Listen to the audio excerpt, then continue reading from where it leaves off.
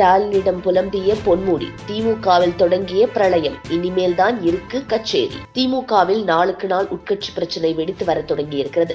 சமீபத்தில் திமுகவில் மாவட்ட செயலாளர்கள் மாற்றப்பட்டதால் அந்த கட்சியின் துணை பொதுச் செயலாளரான அமைச்சர் பொன்முடி கடும் அதிருப்தியடைந்து நேரடியாக முதல்வர் ஸ்டாலினிடம் குமரியிருப்பதாகவும் சில தகவல்கள் வெளியாகியுள்ளது.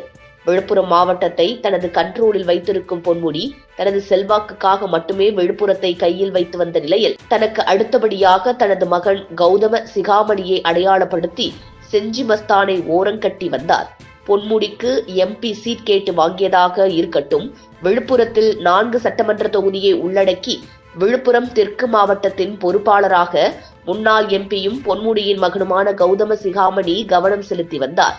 விக்கிரவாண்டி இடைத்தேர்தலுக்கு முன்னதாக அவருக்கு இந்த பதவியை ஸ்டாலின் கொடுத்திருந்தார். இந்த நிலையில் 2 தினங்களுக்கு முன் வெளியிடப்பட்ட அறிவிப்பில் விழுப்புரம் மாவட்டத்தின் தலைநகரான விழுப்புரம், வானூர் ஆகிய 2 சட்டமன்ற தொகுதிகளையும் உள்ளடக்கிய விழுப்புரம் மத்திய மாவட்டம் உருவாக்கப்பட்டு அதன் மாவட்ட பொறுப்பாளராக லக்ஷ்மணன் நியமிக்கப்பட்டுள்ளார்.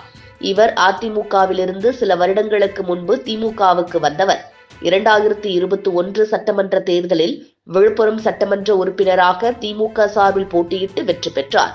தனது கட்டுப்பாட்டில் வைத்திருந்த விழுப்புரத்தை புதிதாக வந்தவர்களிடம் கொடுத்தது மனக்கசப்பை ஏற்படுத்தி இருக்கிறதா? மேலும் விழுப்புரம் நகரத்தில்தான் மாவட்ட அலுவலகமான கலைஞர் அறிவாலயம் அமைந்திருக்கிறது. தான் பார்த்து பார்த்து கட்டிய கலைஞர் அறிவாலயத்தில் இனி லக்ஷ்மணன் தான் அமரப்போகிறார் என்பதை பொன்முடியால் தாங்கிக் கொள்ள முடியவில்லை என்று கூறப்படுகிறது.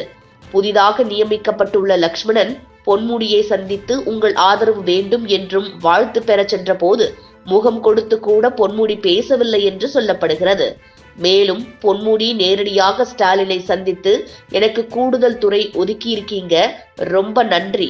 ஆனால் இந்த கட்சிக்காக எவ்வளவு உழைச்சிருக்கேன், என் பையன் கடுமையா இப்ப உழைச்சிட்டு இருக்கான், நீங்க இப்படி பண்ணிட்டீங்களே, விழுப்புரம் ஹெட் குவார்ட்டர்ஸ் அதை எங்களிடமிருந்து எடுத்துட்டீங்களே என்று ஸ்டாலினிடமே சொல்லிவிட்டு ஒரு சால்வை போட்டுவிட்டு விழுப்புரத்துக்கு புறப்பட்டு விட்டாராம் பொன்முடி.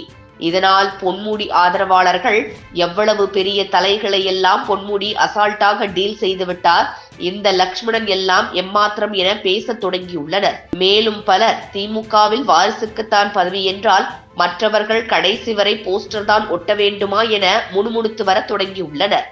ஏற்கனவே பொன்முடியின் மகன் கௌதம சிகாமணிக்கு நடந்து முடிந்த நாடாளுமன்ற தேர்தலில் எம்பி சீட் கேட்டபோது திமுக புதியவருக்கு கொடுத்து மறுப்பு தெரிவித்தது குறிப்பிடத்தக்கது.